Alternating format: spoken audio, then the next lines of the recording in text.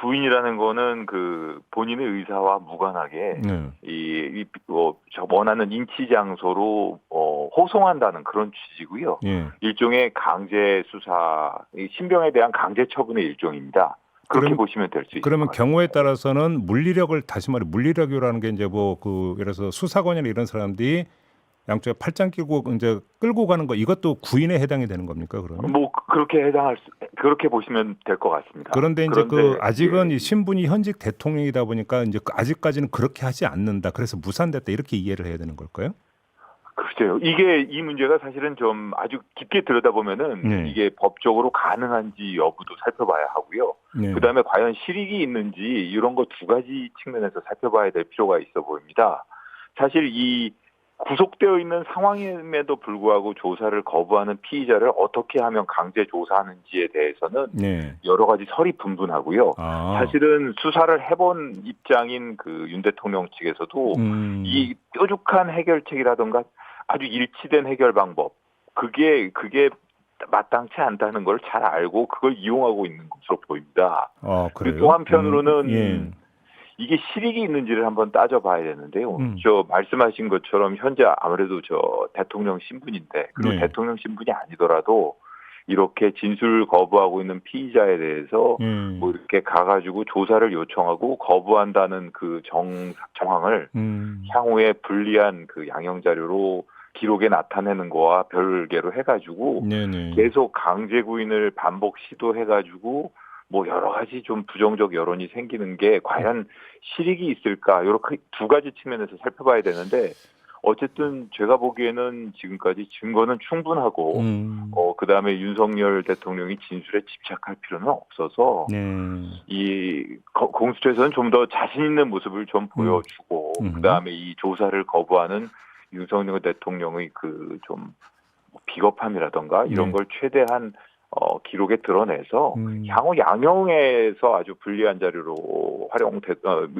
불리하게 그 윤석열 대통령에게 불리하게 활용되도록 그렇게 그런 전략을 세우는 것도 한번 깊이 고려를 해봐야 될 필요가 있지 않나 이런 생각이 듭니다. 좀 하나하나 좀 다시 한번 좀 세부적으로 그럼 질문을 드릴게요. 일단 법률적 네. 문제.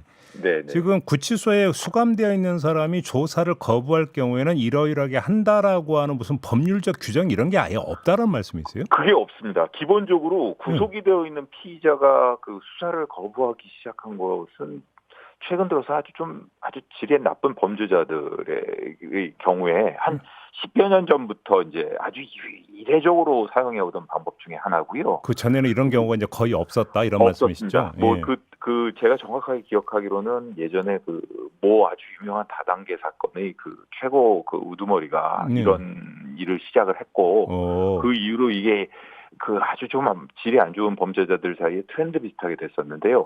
그 이후에 검찰 내에서도 어떤 방법으로 이런 호송 요구라던가 소환 요구에 불응하는 피의자를 조사할 것인가에 대해서 여러 차례 검토를 했습니다. 그런데 뭐 이렇게 이미 구속되어 있는 피의자이기 때문에 다시 체포영장을 청구한다는 게 안 된다는 견해도 있고 다시 체포영장을 청구해가지고 검사실로 인치할 수 있다는 견해도 있고 여러 가지 견해가 있었습니다.만 뭐 그 본인이 거부할 경우에는 사실 뾰족한 해결책이 없었고 실질적으로도 그냥 거부하는 경우엔 진술 거부로 처리해온 게 관행이 아닌가 싶습니다. 그러면 이제 그걸 잘 아는 사람이 윤석열 대통령이니까 그런 어떤 규정상의 허점을 지금 이용하고 있는 거 아니냐 이런 진단이시네요.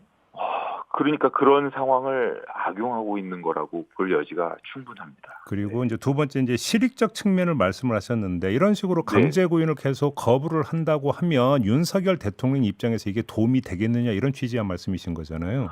그렇습니다. 도움이 되지 않고 본인한테도 당연히 이게 뭐 법 질서의 경시 태도라든가 여러 가지 차원에서 불리한 양형 자료로 활용될 수 있다고 생각합니다. 아무튼 지금 윤석열 대통령이 구인도 거부하고 진술도 거부하는 것은 공수처의 수사가 불법이다라고 생각을 하고 있기 때문 아니겠습니까? 그러면 만약에 검찰로 넘어간다면 검찰 조사에는 응할까요? 윤석열 대통령이? 검찰 조사에도 똑같은 논리로 거부를 할 수 있을 것 같은데 제 생각에는 저도 고 지점과 관련해가지고 뭐 몇 가지 생각을 해봤는데 검찰은 기본적으로 윤석열 대통령이 한번 근무했던 곳이지 않습니까? 그렇죠. 그리고 본인이 아마 검찰로의 출정 자체는 거부를 하더라도 네.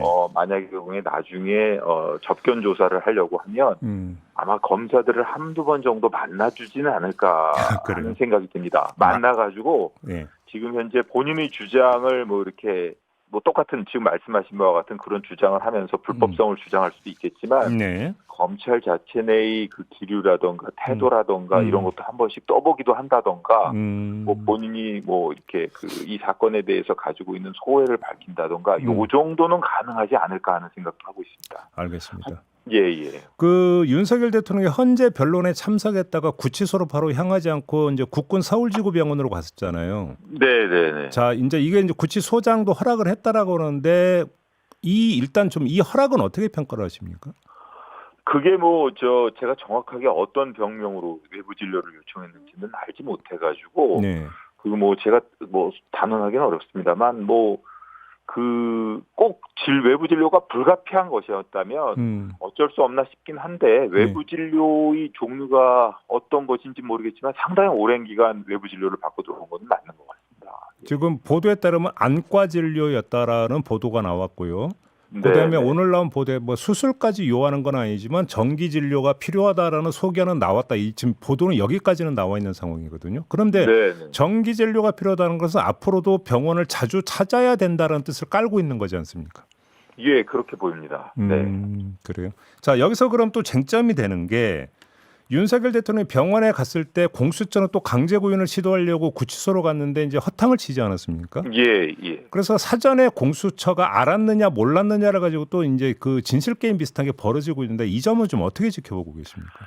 저는 결론적으로 말씀드려서 지금 그 진실 게임 가지고 이렇게 수사기관 간에 역량을 낭비한다는 것은 좀 부질없는 짓인 것 같고요. 네네. 참고로 말씀드리면 구속이라는 것은 기본적으로 도주 및 증거인멸을 방지하기 위한 것이고 따라서 그 피의자가 외부 진료를 받거나 외출하거나 이러면은 반드시 담당 검사에게 통지가 되어야 됩니다. 네네네. 내가 구속해가지고 신병을 지금 관리하고 있는 피의자가 어디가 있는지도 담당 검사가 모른다는 그런 상황은 있을 수 없는 것이고요. 네. 따라서 어떤 절차를 거쳤던 간에 그러한 내용이 교도관으로부터 검사 그리고 이 경우에는 공수처로 통보가 됐어야 될 사안인 것 같은데 네. 이건 정확하게 사실관계를 밝혀서 좀 나중에라도 적절한 것이었는지 한번 판단을 해봐야 될 사안이야. 그러니까 이제 구치소 쪽에서는 통보했다고 주장을 하는 것 같고, 네네. 공수처는 그렇습니다. 아니라고 또 이제 주장하는 거 이런 것 같더라고요. 그래서 진실 게임 양상이다 이 말씀을 드리는 거고. 이건 공수처가 알았어야 될 사안은 분명합니다. 알겠습니다. 네. 이 경호처가 윤석열 대통령 독방에 경호 한라인 비상벨을 설치해달라고 요청을 했다 이런 소식이 좀 전해지고 있는데 이건 어떻게 평가하십니까? 저는 그거는 참 말도 안 되는 공정하지도 않고 상식에도 안 맞는 얘기고요. 예. 이거는 형의 집행 및 수용자의 처우에 관한 법률이라는 게 있어서 그 처우에 따라서 윤석열 대통령도 현재 미결 수용자에 해당하고 그 법에 따라서 평등하고 차별 없이 대우를 받아야 됩니다. 평등하고 차별 없다는 것은 부당한 대우를 받아서는 안 된다는 것이기도 하지만 특혜도 주어질 수 없다는 것입니다. 그리고 윤석열 대통령은 현재 여러 가지 대통령이라는 신분 때문에 동선이라던가 경호상의 필요를 여러 가지로 고려해가지고 특별히 좀 넓은 방도 제공받았고 또 동선도 외부에 노출되지 않도록 1층 하방에 제공된 것으로 알고 있고요. 기본적으로 이런 수용동에서는 당연히 교도관들이 피의자의 안전이라던가 여러 가지 건강상의 문제 이런 거를 관리하도록 되어 있고 이거는 모든 수용자가 평등한 겁니다. 그런 수용자에 대해서 그 경호실에서 무슨 한라인, 비상벨 이런 걸 얘기를 했다는데 한라인이 서로 간에 통화를 주고받는 것이라면 증거인멸이나 외부와의 연결이라든가 이런 걸 차단한다는 구속제도의 취지에 반하는 것이고 비상벨이라고 하더라도 이거는 24시간 다 밀착해서 전담팀이 지금 전담 교도관들이 관리하고 있는 피의자에 대해서 또다시 비상벨을 설치한다는 건 적절치 않고 이걸 자꾸 경호처에서 강요한다면 그것이야말로 공무원한테 의무 없는 일을 강요하는 직권남용이 될 수도 있는 겁니다. 직권남용에 해당이 될 수 있다. 이건 적절치 않습니다. 알겠습니다.